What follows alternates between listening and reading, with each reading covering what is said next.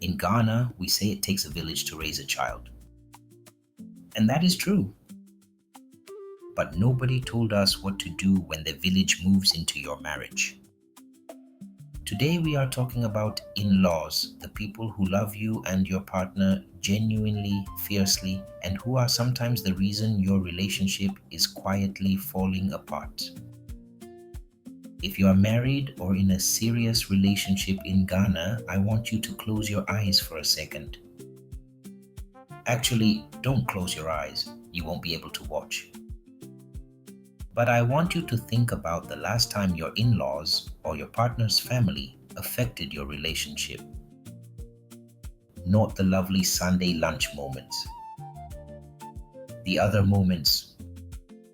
The phone call that came right in the middle of your anniversary dinner. The relative who visited for 2 weeks and stayed for 4 months. The mother-in-law who has an opinion about how you cook, how you dress, what time you sleep, and why you haven't had a baby yet. Or, and this is equally real, the partner who runs to their family every time you argue. Who tells their mother everything. Who lets their siblings walk into your home without knocking. Who cannot make a single decision without calling home first.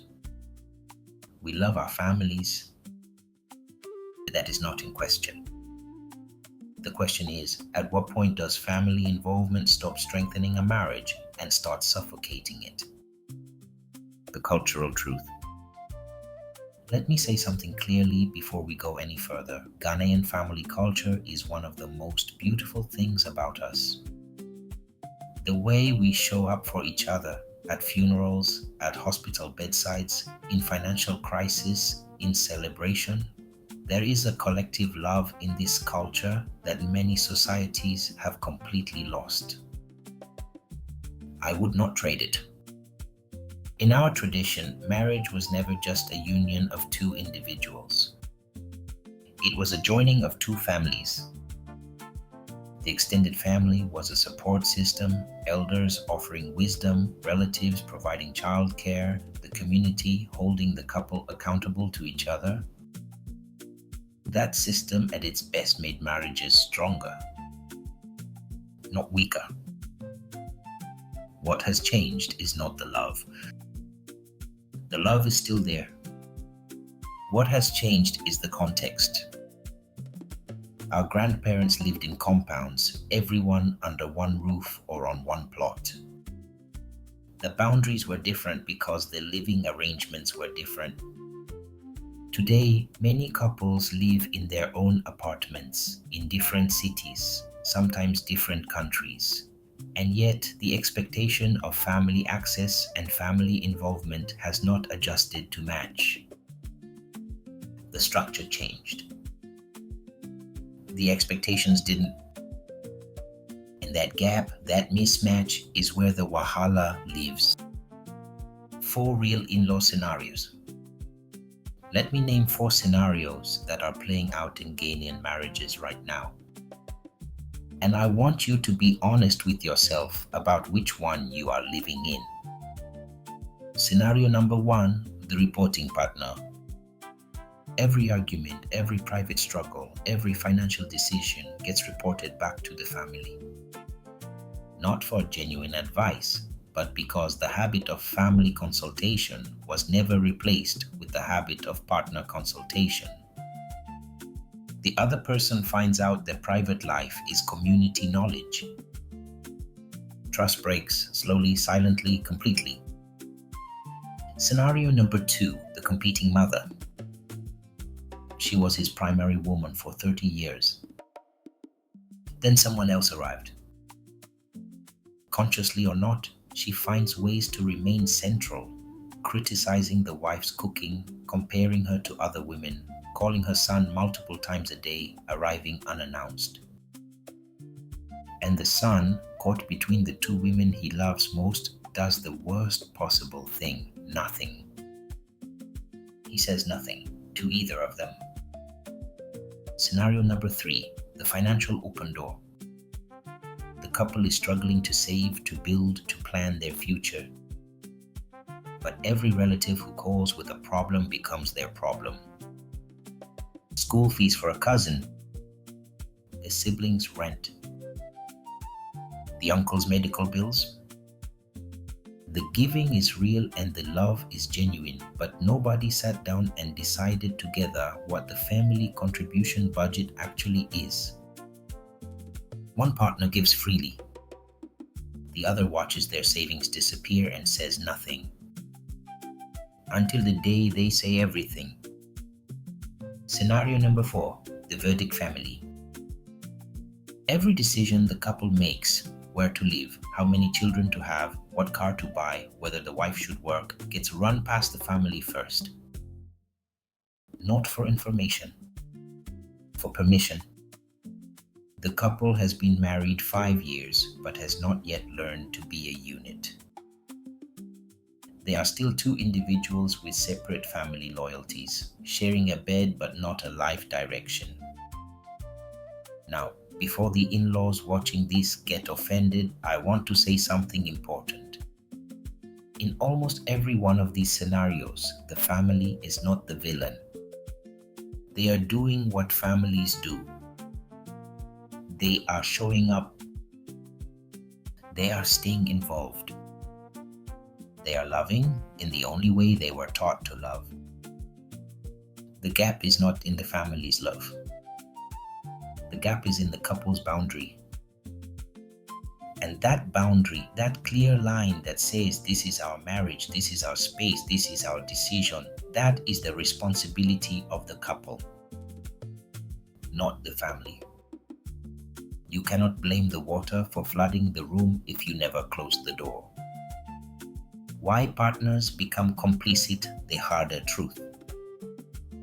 Here is the part of this conversation that most people skip because it is the most uncomfortable. In most in-law problems, there is a partner inside the marriage who is enabling the situation.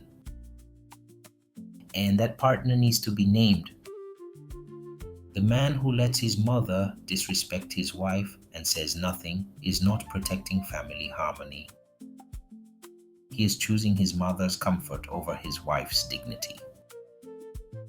Every single time he stays silent, he is casting a vote for who matters more.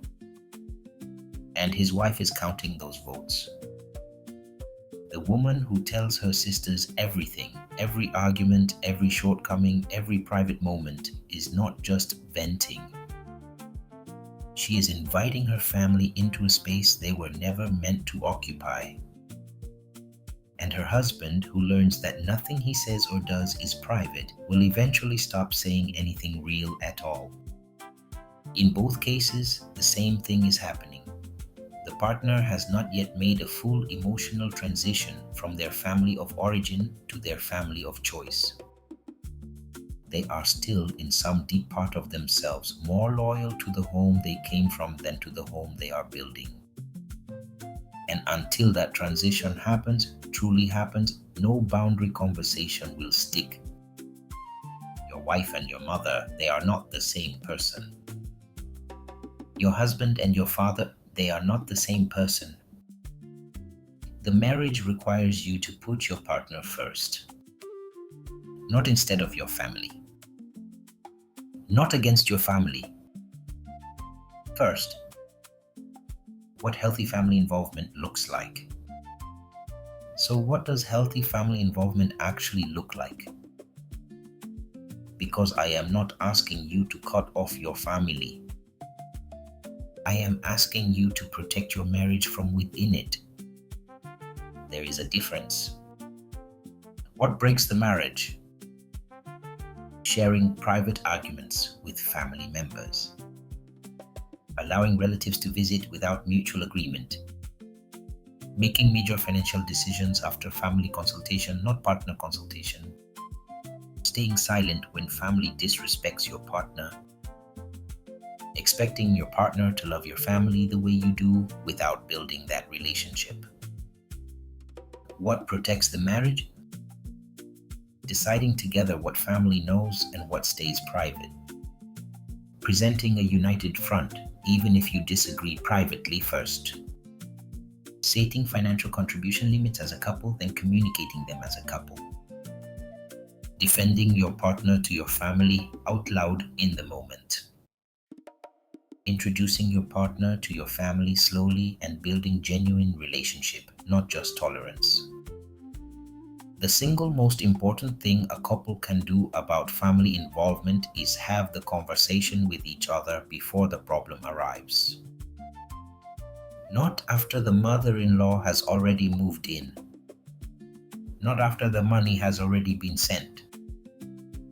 Before, sit down, just the two of you, and ask each other, what does family involvement look like in our marriage? What is private? What do we decide together? What do we communicate to family as one voice? That conversation is not disrespecting your family, it is protecting your marriage. And a strong marriage is the greatest gift you can give your family because a broken marriage affects everyone in it. Love the family, lead the marriage.